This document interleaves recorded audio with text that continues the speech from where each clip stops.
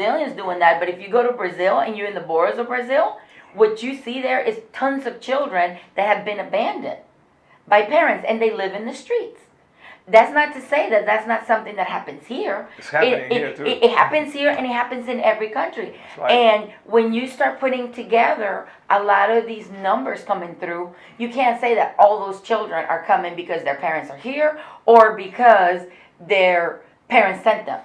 Because most of their parents can't afford to feed all of them. Okay, and So then, some of them just come. And if you notice, as I was looking at some of the numbers of the kids that are here, a lot of them are between 16 or 12 to 16. And then the little ones that you see, they're not coming by themselves. They're coming with an older sibling, which goes back to what we were talking about in the manner of you have these families that start having kids. They have them at a very young age. And by the time they get to the seventh kid, they expect the very elder kid to take care of the new kids. You know, and some of them get tired of it. yeah, no, And that's things that we have in our own country that we have issues with when we have runaways. no, You know? I agree. I'm just trying to point out the complexity of immigration and how one thing leads to another. It's not separate and distinct. These things are inextricably intertwined, all of them. And so we can't now. Let me take another figure at you. I told you that there are 12 million undocumented workers in individuals in the United States. 60% of them came vis-a-vis the southern borders, okay, by land. 40% came by other means and overstayed their visas. And it's just not South Americans, it's Orientals, it's everybody. So when we're talking about 12 million, you have to say that of those 12 million, 40% were already here vis-a-vis a visa and just overstayed their visas. Now, what category are they? Why are they allowed to exist in our midst? Why aren't they being deported? I think it's because the same reason that they haven't been caught. Well, they catch them and release them. That's the law. It doesn't happen in every state. There are certain states that when you get caught for doing like a violation, their system is already linked to call ICE immediately to come in, and then they take over. Now, some of the other states don't have that, but it has happened. And I know a person in particular that was caught, that was here illegally, and he was caught for a driving violation for a broken tail light. They put him in there. They called immigration, and while he was sitting there after 30 days, they turned around and said that they didn't have any space, and they had someone else that was more violent, and they let him out. Okay. That's not something we can control. That's just the system. No. Well, you're right, but the executive orders, okay, and the policy, what's the police policy here in Omaha? What if you're a policeman and you come upon an undocumented individual, what is the policy? There's an official policy. You know what it is? Well, they shouldn't act like No, immigration again, officers. she's right. There's some, whether or not you militarize a police officer, okay, here's the deal. In Omaha, the official policy is that unless this person has a record of, a criminal, you're just supposed to let him go. That's the policy. Correct. Now, but that's contrary to the law. That's contrary to the immigration law. If you're here without papers, you're supposed to be deported. But then there's also a due process to get to the point to be deported. But work with me here, Jovi. What I'm saying is that you have enablers. You have a policy that invites these people here and doesn't hold any consequences. But yet, when you're talking about legal and illegal and what the law is, you act like the people act like they're breaking our laws. The border's open. Let's shoot them. Let's send them back to where they come from. When it's not that. In the interior, it isn't that.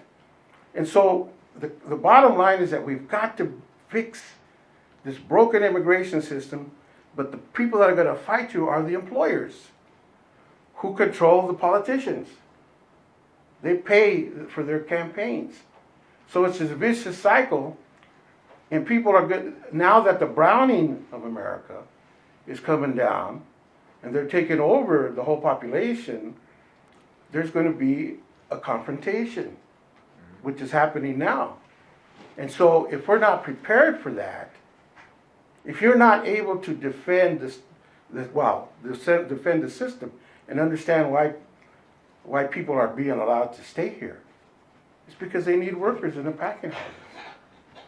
The guy who makes, or the woman who makes a living in construction needs cheap labor, you know? I think that we also have to keep in mind that when it all gets to the bottom of it, we have to take responsibility as citizens of this country that this is not your problem. This is our problem. You know, what do you do? How do you hold people accountable? You're not going to be able to fix it yourself, but it's got to start with like what you're doing. You're talking about it, you're going through You it, vote.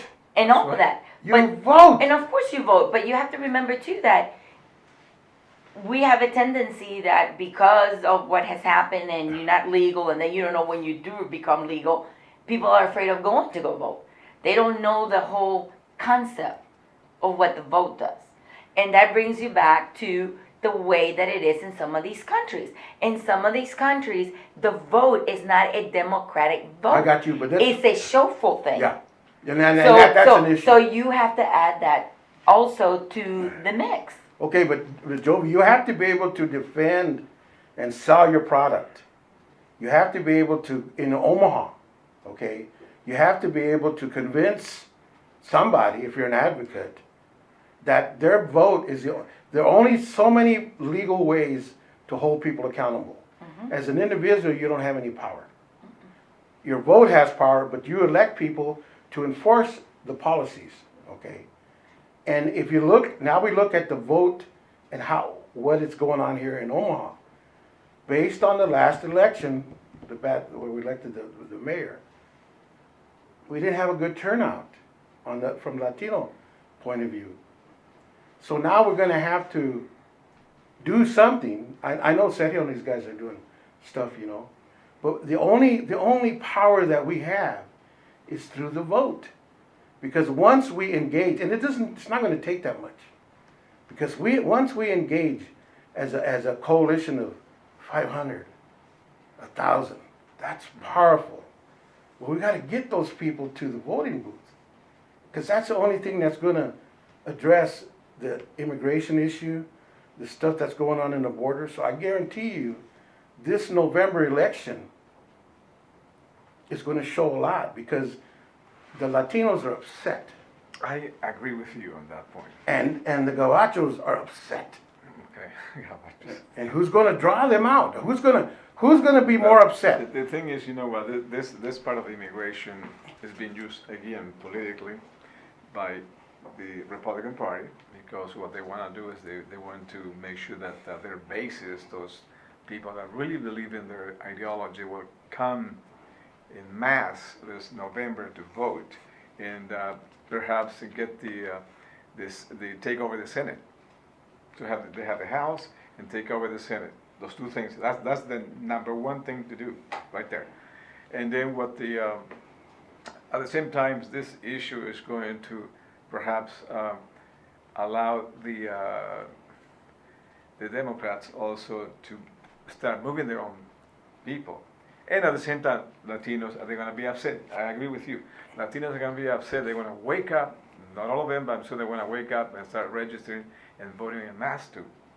So this is going to be something, November's election is going to be something else. It's not going to be like it was 4 or 5 years ago or something. This is going to be very contested. So you're going to see that. But each party has a strategy. And each party is using this situation towards their strategy, right? But the problem is, short term, this strategy is going to help them to perhaps get the Senate. But in the long run, you're talking about 2016 in the elections, possibly they are going to suffer